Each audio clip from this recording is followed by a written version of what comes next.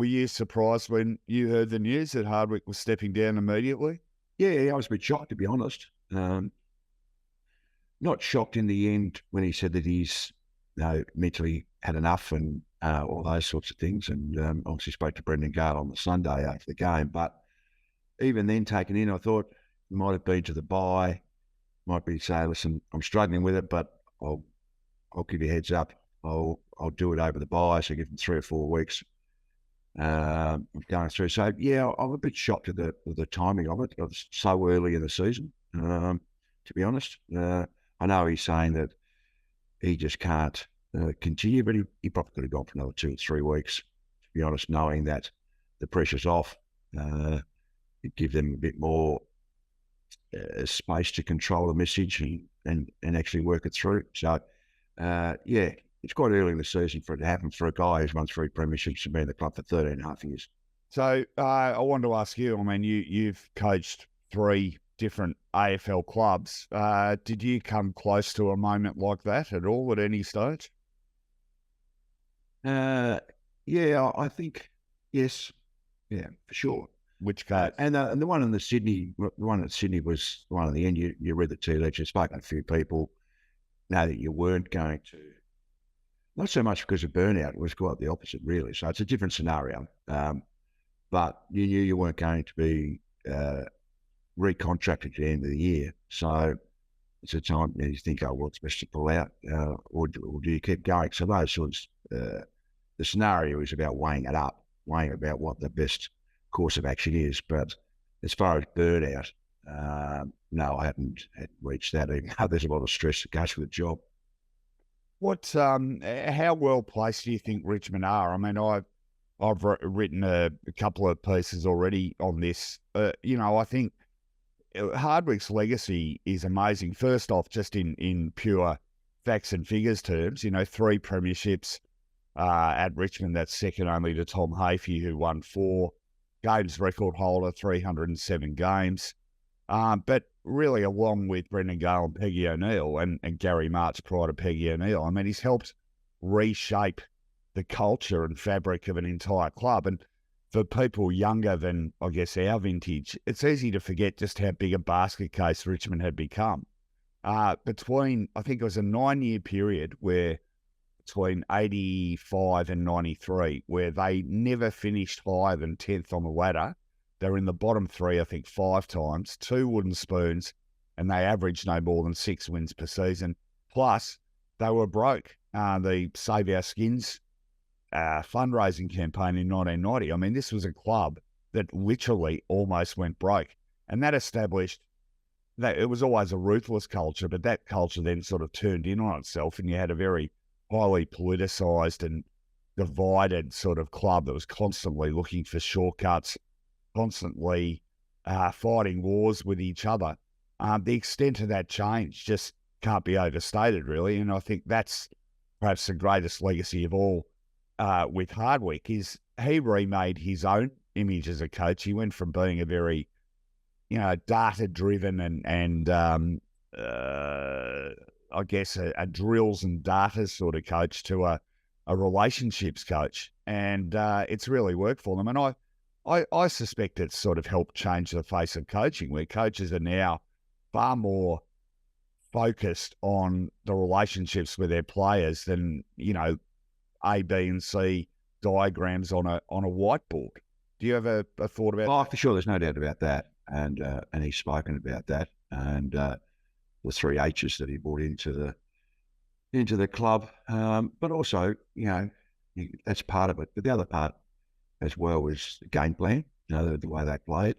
Obviously, everyone bought into it. So there's, I think, more the case though is what you spoke about the culture and what Richmond would like, and the old Richmond, the perception of Richmond has changed that. Going forward though, your original point, what type of coach do they need and where are they at? And I think we've spoken at the start of the year, you're probably more bullish about them than I am, but Definitely.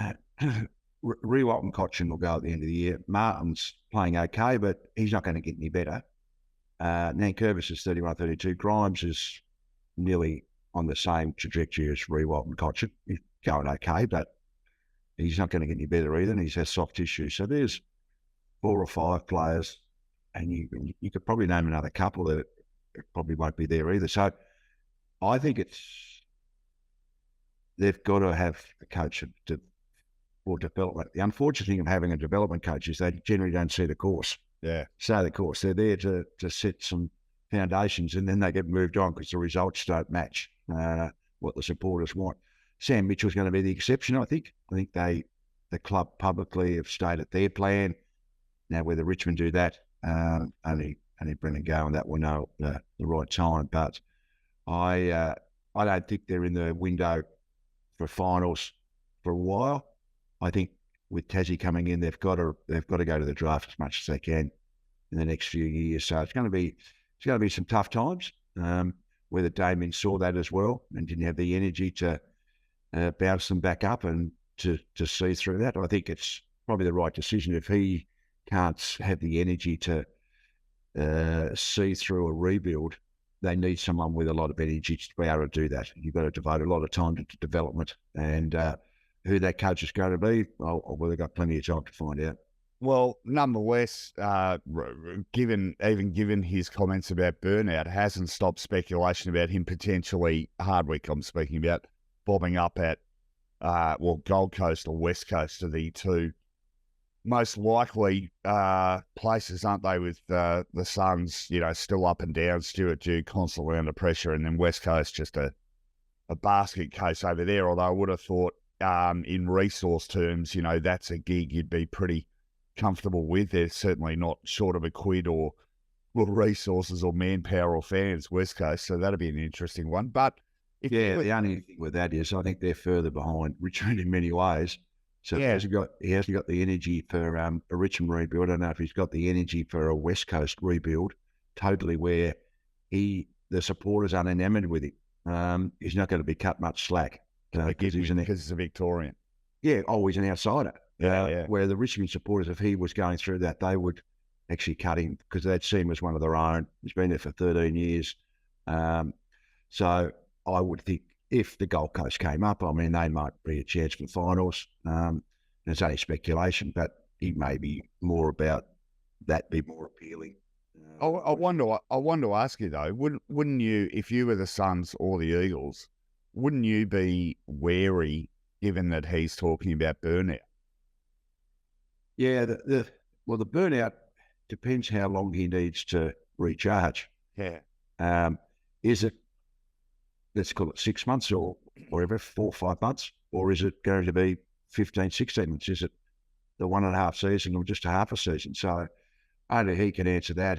He'll get away and go overseas, do what he has to do to actually see where he's at. So it's an interesting question how maybe he's gone to my previous point about going really early to give himself more time to actually recharge the batteries.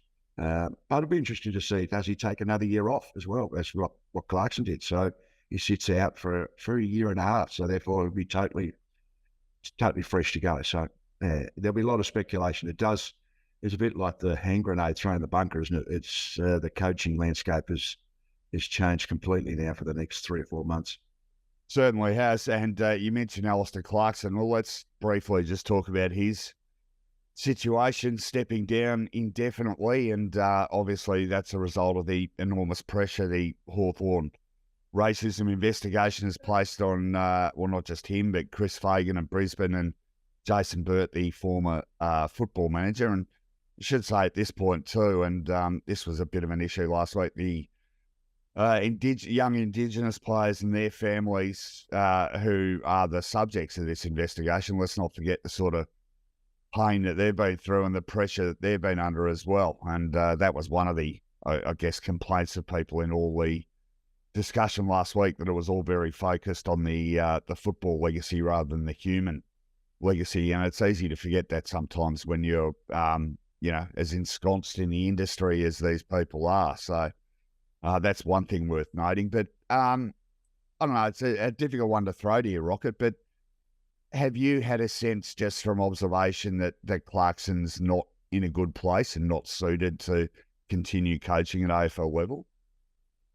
No, I hadn't noticed. I haven't followed North a lot. You hear things that maybe got cranky at times, but he'd been like that at Hawthorn when they won premiership. So, Right. and coaches do. So I don't think about it. And Todd Viney said that he never really picked it. I always thought, though, that how he's coping with the pressure of what was happening publicly and his name being besmirched and an upcoming investigation or court case or whatever the situation may be. So I always wondered how he'd handle it and how he could, excuse me, how he would handle it, but how he would, I suppose, disassociate the two things, coaching and the issues. I mean, Shane Warne was the master of being able to compartmentalise, wasn't he? But when it's such a big thing that it has to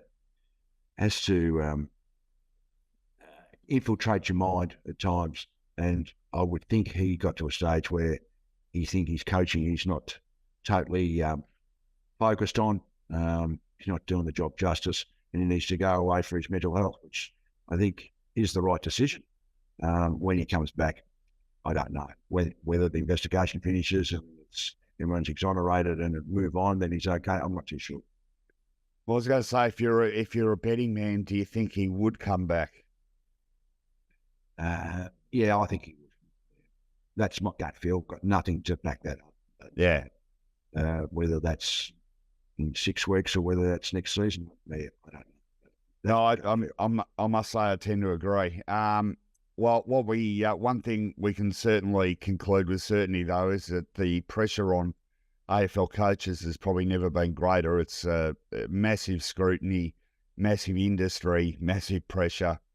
And we've seen the human toll of that on even two of the most fated and strongest experienced coaches out there. So it's certainly not a job you step into lightly. And I think anyone looking to make their way in the coaching world would be a little more conscious of that now than they were perhaps a week ago.